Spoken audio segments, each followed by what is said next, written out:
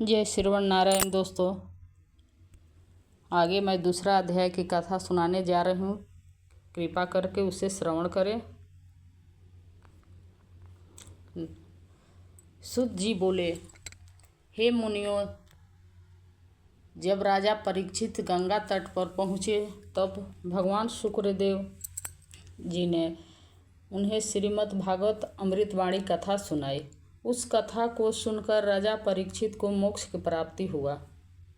उस दिन उस दिव्य दृष्टि को देखकर और वहाँ के पूर्ण वातावरण का अनुभव कर मैं यहाँ आप सबके यज्ञ का दर्शन करने आया हूँ। आप जैसे ब्राह्मणों को देखकर मैं स्वयं धन्य हो गया हूँ।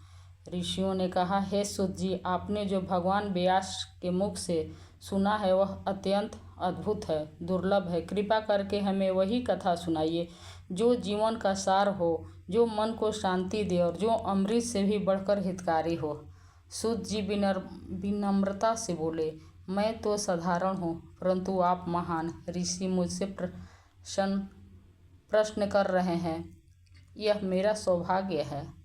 जो कुछ मैंने अपने गुरु व्यास जी से सुना है वही मैं आपको सुनाता हूँ। इसके बाद सूत जी ने एक पुरातन प्रसंग सुनाया।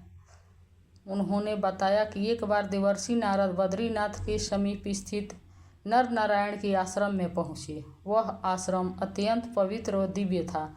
वहाँ अनेक तपस्वी, सिद्ध और देवता निवास कर रहे थे। चारों ओर हरियाली और फल फूल से लदे वृक्ष और पवित्र गंगा व अलकनंदा की धारा उस स्थान को और भी सुंदर बना रही थी। नारद जी ने वहां पहुंचकर भगवान नारायण को साष्टांग प्रणाम किया। भगवान नारायण गहन तप में लीन थे। उनके तेज से समस्त वातावरण प्रकाशित हो रहा था। उन्हें देखकर नारद जी ने अत्यंत श्रद्धा और प्रेम से उनकी स्तुति की। नारद जी बोले कि हे देवों के देव, हे जगन्नाथ, आप कृपा के सागर हैं। आपका तप संपूर्ण प्राणियों के कल्याण के लिए है। कलि युग में जीव अज्ञान और विषयों में फंसे हुए हैं। ऐसे समय में उन्हें उद्धार के लिए कोई सरल और प्रभावी उपाय बतलाइए जिससे उनका कल्याण हो और उन्हें मोक्ष की प्राप्ति हो सके। मैं भी आपके मुख से वही ज्ञान सुनना चाहता हूँ।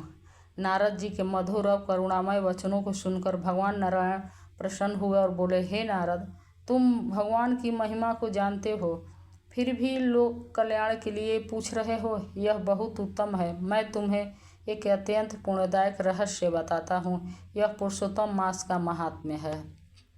भगवान नारायण ने कहा, यह पुरुषोत्तम मास अत्यंत पवित्र है।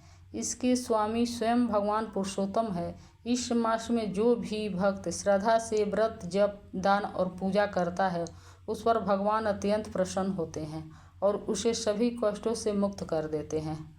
नारद जी ने पुनः प्रश्न किया कि हे प्रभु, अन्य महीनों में देवता तो मैंने सुने हैं, परंतु पुरुषोत्तम मास का रहस्य क्या है? इसमें क्या करना चाहिए, कौन से नियम अपनाने चाहिए और इसमें क्या फल प्राप्त होता है? कृपा करके विस्तार से बताइए ना। नारद जी ने आगे कहा, हे प्रभु, इस संसार में अनेक लोग दुखी हैं, दरिद्र हैं, रोगी हैं और संतानहीन हैं।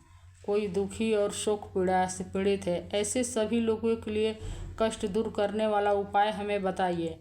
सूत जी कहते हैं कि नारद जी के इन करुणा से भरे वचनों को सुनकर भगवान नारायण गंभीर और शांत स्वर में बोले, आगे की कथा कहने लगे जिससे समस्त संसार का कल्याण हो सके। प्रेम से बोलो जय श्रीमन नारायण। आगे की कथा मैं तीसरा अध्याय में सुनाऊंगी। जय श्रीमन।